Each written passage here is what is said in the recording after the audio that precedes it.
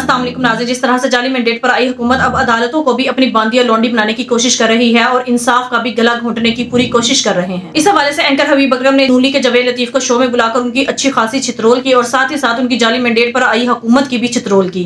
आइए पहले उनकी गुफ्तगू सुनते हैं, फिर इस पर बात करते हैं। नवाज शरीफ साहब को अदलिया से बड़े शिकवे शिकायत रही हैं।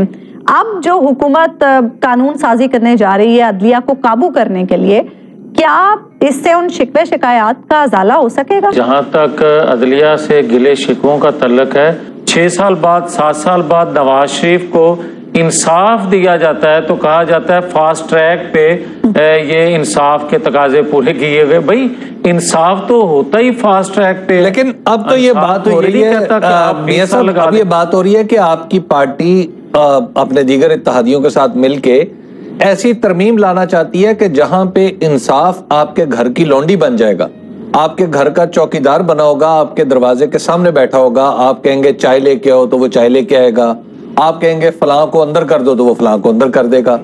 ये वाली तरमीम लाना चाह रहे हैं आप, और ये चाह रहे हैं कि हाई कोर्ट के जजों को उस तरह ट्रांसफर किया जाए जिस तरह आप अपने जिले के डीसी को ट्रांसफर करवा के राजनपुर भेज देते हैं। हबीब अकरम साहब, जो आपने अल्फाज इस्तेमाल किए अदलिया के हवाले से, घर की लौंडी या बाकी जो आपने फरमाया, अस्तगफिरुल्लाह ही पढ़ सकता हूँ। और अगर नहीं क्यों पढ़ सकते हैं आप? अस्तगफिरुल्लाह क्यों पढ़ रहे हैं आप? देखिए आप अल्हम्दुलिल्लाह कहिए मियां साहब, आप मियां नवाज शरीफ साहब के घर जेल, मतलब उनकी वो थंब इम्प्रेशन लेने के लिए भी माशाल्लाह अदालती अमला खुद पहुंच जाता है।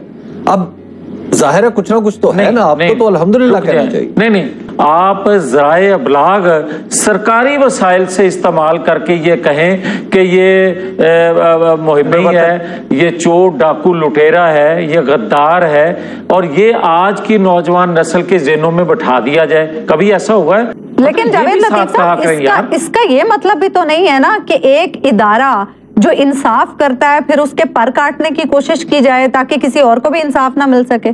देखें, जहां तक उस्मा ये बात है ना, मैं किसी तौर पर भी इस चीज का हामी नहीं हूं। उसकी वजह यह है कि जब आप अपने हक में कोई आइन कानून में तरमीम करते हैं अपने लिए, तो ये जहन में रखें कि उसका मौका आपके फायदे तक शायद पहुंचे ना पहुंचे, मगर आपका बुरा वक्त जब आता है उसके लिए वो इस्तेमाल हथियार जरूर होता है। ये एक हिस्ट्री है दुनिया की, और पाकिस्तान की भी हिस्ट्री ये रही है। आप देखें ना, नैब में जो तरमीम की गई, भाई आप देख भी रहे थे कि आपको ये 3, 4 साल 5 साल तो आपको कोई सी नैब के केस का सामना नहीं करना पड़ेगा, मगर आपने फिर भी आइन में तरमीम की नैब के हवाले से, तो उसका फायदा आपके मुखालिफ को मिला। भाई मिलना चाहिए, जो सही बात है सही है। नहीं मियां साहब, तो आपके मुखालिफ को नहीं मिला, बात को आपकी अपनी हुकूमत भी ऐसा लग रहा है कि इसी तरमीम का फायदा उठा रही है। मुझे माफ कीजिएगा, मैं एक आप ही के डिस्ट्रिक्ट का एक केस आपके सामने रखना चाहता हूँ। ये एक एंटी करप्शन की दरखास्त है और ये मुकदमा दर्ज हो चुका हुआ है। इसमें जो केस बनाया गया है पब्लिक हेल्थ का, ये बनाया गया है टोटल 39 करोड़ रुपए का। जो मेरी मालूमात हैं और जो मैंने थोड़ा सा स्टोरी पे काम किया है, मुझे पता चला है कि ये केस अरबों रुपए का है, लेकिन इसको 50 करोड़ से नीचे रखना है। ये बताएं कि आपकी हुकूमत में फिर ये भी तो हो रहा है ना? मैं को थोड़ा मुझे इस केस के हवाले से इल्म है जी, कि ये वाकयातन 39 करोड़ का नहीं है, ये 50-60 अरब का केस है। अच्छा। ये बात दुरुस्त है। अच्छा। और ये भी बात दुरुस्त है कि मुख्तलिफ अदवार में जो भी कोई बाइख्तियार लोग होते हैं उनकी सरपरस्ती में ये सारा कुछ होता रहा। ये आप ही की हुकूमत में हुआ ना? यहाँ बात अब भी इमरान खान की हुकूमत है। नहीं, ये काम शुरू हुआ था इमरान खान के दौर से। एफआईआर की मैं आपको डेट पढ़ के सुना दूं। देखिए अब आप हर मामले को सियासी बनाएंगे। आप ये देख लीजिए कि इसमें डेट क्या है। ये डेट अगस्त की है, अगस्त 2024 जी। ये देख लें, मुकदमा नंबर है 28/2024। ये जिस मुकदमे की आप जिक्र कर रहे हैं, मैं आपने अच्छा किया चलें, एक अवामी इशू है और हमारा और आपका पैसा है, गवर्नमेंट का पैसा है जो खा गए। और मुझे अंदेशा है कि जिस तरह इस तरह के बड़े स्कैंडल सामने तो आ जाते हैं, मगर बंदर बांट करके पैसे तकसीम आपस में करके तो फिर ये कौमी खजाना जो है इसका मलबा किसी पे डाल के हमेशा के लिए फाइल बंद हो जाती है। मुझे अंदेशा है। आप कह रहे हैं ना कि जो नैब तरामीम में जो फायदा सिर्फ चंद लोगों को पहुंचे, चंद लोग, वो आपकी गवर्नमेंट के अंदर दर्ज होने वाले मुकदमात अब ये देख के बनाए जा रहे हैं कि ये मामला 50 करोड़ का ना पहुंचे, नीचे नीचे कर रख लें, सौदेबाजियां भी हो रही हैं ताकि नैब के दायरे इख्तियार से ही बाहर ये काम भी तो हो रहा है। ये सलीम साहब, अपना हबीब अकरम साहब, अफसोस से ही कह सकता हूँ, कल भी आपने एक शो देखा है और कल भी अगर मैं समझता हूँ कोई कंटेनर नहीं लगना चाहिए था, बिल्कुल ओपन छोड़ना चाहिए था ताकि लोगों को पता चल सकता कि इनकी नीयत क्या है। नवाज शरीफ साहब के बाहर जाने में क्या सारे चीजें दाखिली तौर पे हुई थी या खारिज में भी कुछ था? 2000 जब वो 2000 में बाहर गए थे तो उस वक्त सारी चीजें दाखिली सतह पे नहीं हुई थी, कुछ बाहर से भी हुआ था।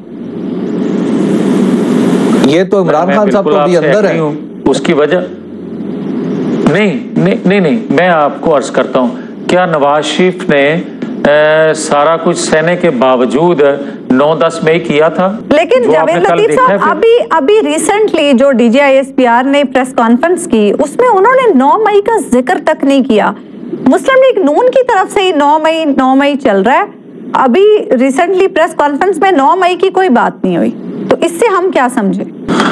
देखें, बात यह है कि 9-10 मई का जिक्र नहीं होना चाहिए, आज के बाद मैं नहीं करता। नंबर 1, क्या नवाज शरीफ अब जो बाहर गए थे तमाम तर मसाइब सहने के बावजूद, जहर लेने के बावजूद, बेटी जिस तरह गिरफ्तार की गई, सब कुछ सहने के बावजूद 9-10 मई किया था या पीपल्स पार्टी ने 9-10 मई किया था? इसलिए इस केस को, इमरान खान के को आप खुदा के लिए उससे मुमासलत न किया करें। इमरान खान पर भी अभी इल्जाम है, साबित नहीं हुआ 9 मई इमरान खान पे अभी।